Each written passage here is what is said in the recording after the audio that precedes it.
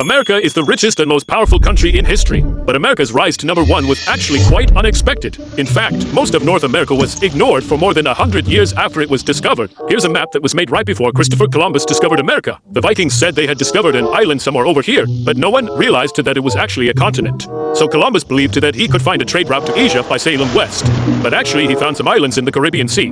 Columbus didn't find the spices he was expecting, but he still believed that he was close to India. So he called the natives Indians, got some goodies, and took them back to the king and queen of Spain. Hey, your majesties, I just got back from Asia.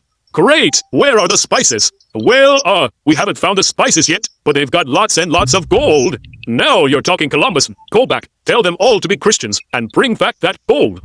A few years before Columbus claimed the West Indies for Spain, the Portuguese had discovered that they could reach Asia by sailing around Africa. So Spain and Portugal drew a line right down the middle of the map, and they agreed that all the non-Christian lands on this side of the line would belong to Portugal, and everything on the other side would belong to Spain. So the Portuguese sailed to Asia and built a huge trading empire, and the Spanish got busy conquering their half of the world. All of the interesting parts of the Americas were down here where there was lots of gold, silver, and people. So that's where the Spanish went.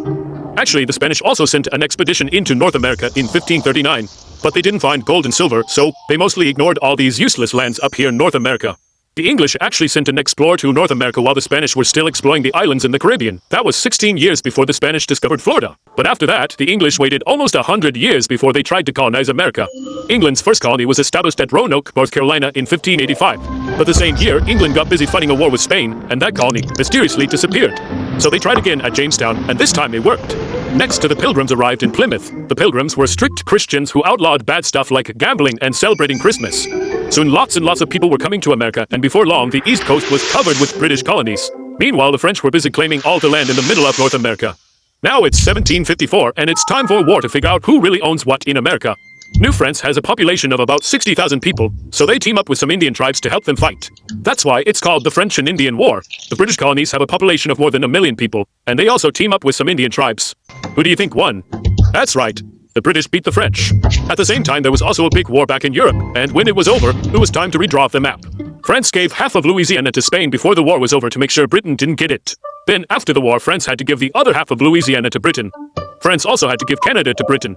Now Britain had lots of land in America, but Britain had also spent lots of money on the war, and now they needed money. Hey, colonies, you know that expensive war we helped you win? Yeah, thanks for the help. Sure, no problem. By the way, we're going to start collecting lots and lots of taxes to pay for all the help we give you. What? You never help us. We're the ones who are always helping you. And how can you tax us if we don't get to vote? The colonists weren't happy with the new taxes, and the disagreement turned into a fight. And from a fight into a revolution. On the 4th of July, 1776, the Americans declared their independence from Great Britain.